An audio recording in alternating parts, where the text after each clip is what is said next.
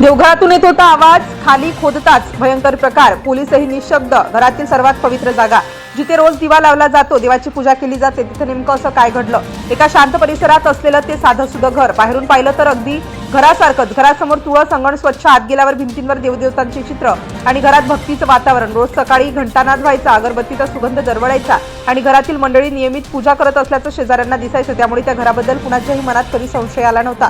पण काही दिवसांपासून एक विचित्र गोष्ट घडू लागली। रात्री उशिरा त्या घराच्या दिशेने काही अस्पष्ट आवाज ऐकू येत असल्याचं काही शेजाऱ्यांनी सांगायला सुरुवात केली।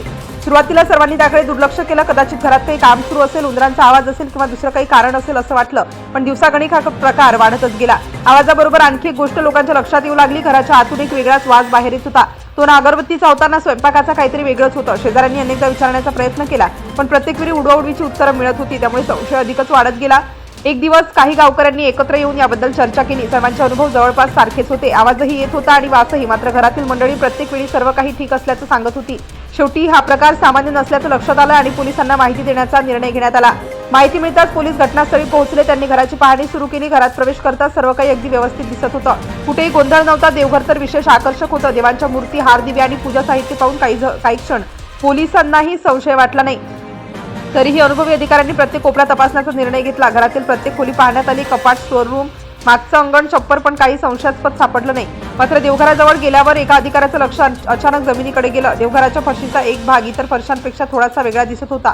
अगदी बारकाईने पाहिल्यावर तिथे हलकासा फरक जाणवत होता। काही क्षण पोलिसांनी एकमेकांकडे पाहिलं। हा केवळ योगायोग होता की त्यामागे काही रहस्य दडलं होतं? त्याचवेळी पुन्हा एकदा तो अस्पष्ट आवाज ऐकू आल्याचा दावा काहींनी केला। आता पोलिसांनी निर्णय घेतला की त्या भागाची अधिक तपासणी करायची। घरातील लोकांना बाजूला करण्यात आला आणि आवश्यक साधनं मागवण्यात आली। सुरुवातीला हलक्या हाताने फरशी तपासण्यात आली। काही ठिकाणी टकटक केल्यावर वेगळाच आवाज येत होता, जणू काही खाली पोकळी असावी असा संशय निर्माण झाला। आता पोलिसांचा संशय जवळपास खात्रीत बदलू लागला। काही वेळातच फरशीचा छोटा भाग उचलण्याचं काम सुरू झालं। घरातील वातावरण पूर्णपणे बदललं होतं। बाहेर शेजाऱ्यांची गर्दी वाढत होती। प्रत्येकाच्या मनात एकच प्रश्न होता, खाली नेमकं काय असणार? फरशीचा भाग उघडताच खाली एक लपवलेली जागा असल्याचं स्पष्ट झालं। मात्र आत अंधार असल्यामुळे लगेच काही दिसत नव्हतं। टॉर्चचा प्रकाश टाकण्यात आला। सर्वांचे डोळे त्या छोट्याशा उघडलेल्या जागेकडे लागले होते।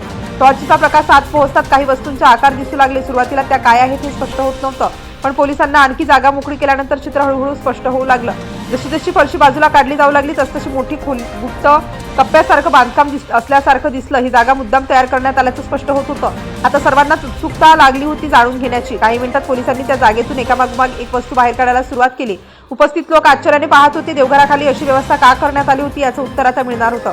शेवटी जे समोर आलं ते पाहून सर्वांना धक्का बसला। त्या गुप्त जागेमध्ये देशी आणि विदेशी दारूंच्या बाटल्यांचा मोठा साठा लपवून ठेवण्यात आला होता। देवघराचा वापर श्रद्धेसाठी नव्हे तर अवैध साठा लपवण्यासाठी करण्यात आला होता। पोलिसांनी तात्काळ संपूर्ण साठा जप्त केला। बाटल्यांची मोजणी करण्यात आली आणि पंचनामा सुरू झाला।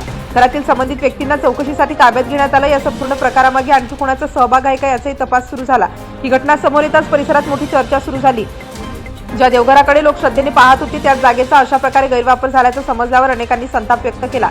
श्रद्धेच्या नावाचा असा वापर होणं अत्यंत गंभीर असल्याचं मत व्यक्त करण्यात आलं। पोलिसांनी नागरिकांनाही आवाहन केलं की आपल्या परिसरात संशयास्पद हालचाल दिसल्यास किंवा काही विचित्र प्रकार जाणवल्यास त्याची माहिती त्वरित प्रशासनाला द्यावी। वेळेवर मिळालेल्या माहितीमुळेच या प्रकरणाचा उलगडा होऊ शकला। या संपूर्ण घटनेने एक गोष्ट मात्र स्पष्ट झाली, बाहेरून सर्व काही अगदी सामान्य दिसत असलं तरी प्रत्येक गोष्ट तशीच असेल असं नाही। कधी कधी सत्य हे आपल्या कल्पनेपेक्षाही वेगळं आणि धक्कादायक असतं। त्यामुळे अफवा न पसरवता संशयास्पद बाबींबाबत योग्य यंत्रणेला माहिती देणं ही जबाबदार नागरिकाची भूमिका आहे।